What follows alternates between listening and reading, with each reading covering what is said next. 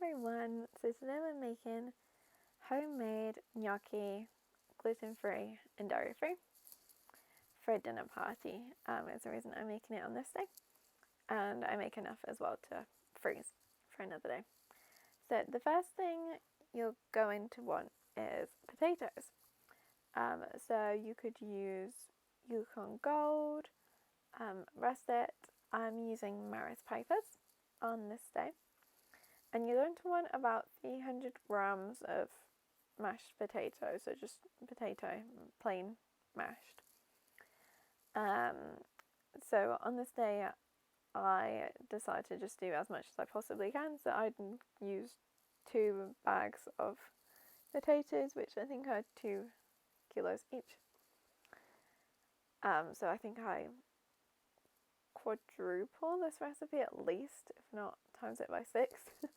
But for a normal amount, like a normal person would want, for a normal day, you'd want 300 grams of dry mashed potato.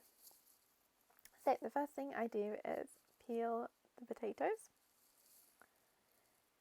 and get them into a pan of water and get them boiling so that I can mash them. So the really great thing about making gnocchi is, like I said, you can easily make extra in advance, freeze them, and then use them another day. And so you have nice homemade gnocchi. So, that's really useful in terms of having stuff for different meals. And if you're making it once, you might as well make enough for a few meals worth if you're a regular gnocchi eater. So I turn this into a really nice gnocchi. I use chorizo slices, 2 packs usually, like 3 red onions, some basil, some spinach. They're kind of and some bell peppers too. I fry all the ingredients together, add the gnocchi, add some Italian seasoning, and it's delicious. So yeah, on this day I have a huge dinner party. I think 10, 11, 12 people, which is quite a lot for me. So I wanted to do homemade just because it saves you money and it's kind of more impressive for a dinner party. So that's my reason for it on that day. So yeah, I have to peel through 2 bags worth of potatoes. But for 300 grams worth, I would probably do maybe like 3, 4 potatoes. Do extra because it can't really harm you, and you can always just adapt the recipe for the extra potatoes. And I cut them into quarters just so that they cook a little bit faster, and I have some people helping me as well before the dinner party with the gnocchi, so they're also helping me peel because there's a lot of potatoes to peel. So yeah, once you get them all peeled, obviously you just want to get them onto a pan and boiling. I boiled them for about 25 minutes, then got them mashed up roughly with the potato masher, and then into my KitchenAid bowl with the dough hook attached. So to your 300 grams, you want to add 120 grams of plain or all-purpose flour. And you want a little bit extra to roll them out with later. So the recipe I actually use for my inspiration is Kitchen Sanctuary, so I'll link that below. But I use gluten-free flour, obviously. So I'm using the Dove's Farm plain gluten-free flour.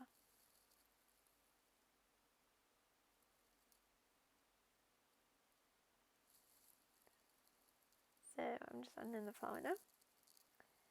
And then, obviously I'm doing a bit more because I have more potatoes in them. And then to that you'll also want to add 1 medium egg and a good amount of salt and pepper to your preference. So if you wanted at this stage as well, you could add, I know some people, if you can eat cheese, add some like parmesan. You could add some different herbs and seasoning. So there's lots of different things you could add to it at this point. And you'll also want to add about a teaspoon of oil. You could use olive oil, sunflower oil I think I use. So once you've got all your ingredients added, you want to get that mixing. You can definitely do this by hand, but if you have a stand mixer, it's easier just to use that on the dough hook attachment. So I just get that all mixing through, and eventually your dough should be mixed through, and it should be quite stiff and thick, and at that point you know it's good to go. So you can start once, as your potatoes don't need to fully cool down, the mashed potatoes, you can start when they're just warm, as long as they're okay for you to handle. You're good to use them. So because I have quite a lot in there, I have to let it mix through for a good minute or two.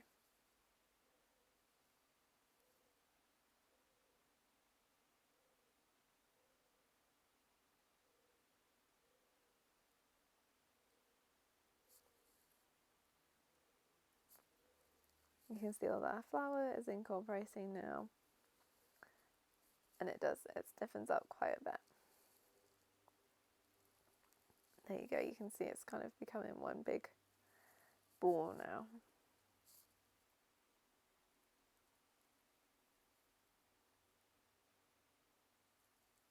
So, as soon as that's all done, then you're going to want to start rolling it out.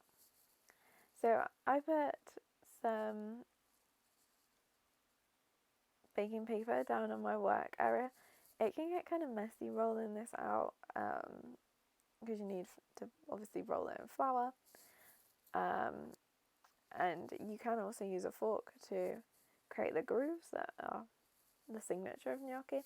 I don't on this day because I'm making so much of it. But you can also get rollers as well that I've seen that people use, and they just roll it along with their hand to create that groove in it as well. So there's a couple of options.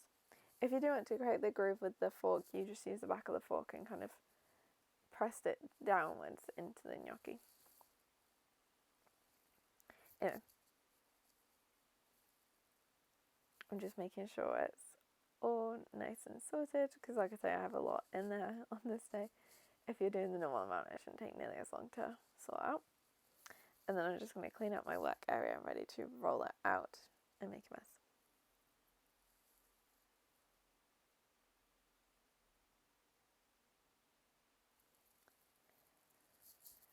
So I decided at this point that looks about good. So I get that out of the way. And like I say, just spray down the side, making sure it's all good.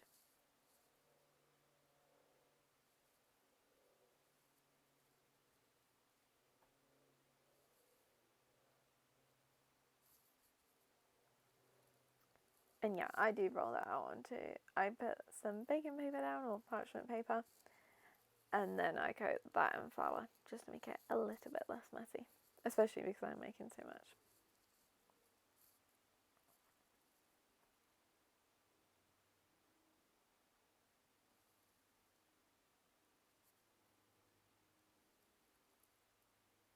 So here you can see just rolling out my paper,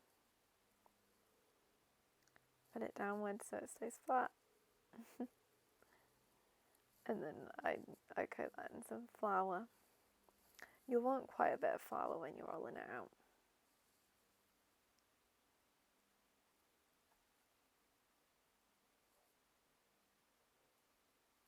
And again, when you're rolling it out, you just want the plain gluten-free flour. So you can see I put quite a lot down. Keep it by because you'll probably want extra. And then you could work strategically on the amount that you do, but you could also just grab a random amount of the mixture and start rolling it, which is probably the easier way. So spread out the flour, and then grab a good amount is what I do. And then I just kind of roll it out between my hands, lay it on the table and roll it like that until it's at a good thickness, probably about 1 inch thick. I do get rid of some of it because it's so big. And then once it's about 1 inch thick, you can just use a knife and chop it off at the point you want. So super easy, and you'll see that I made a lot, and it doesn't take very long, and it's really good. It's way better in my opinion than the shop bought stuff, which sometimes has a weird taste, I think, from the preservatives, and it's a lot softer and more pillowy.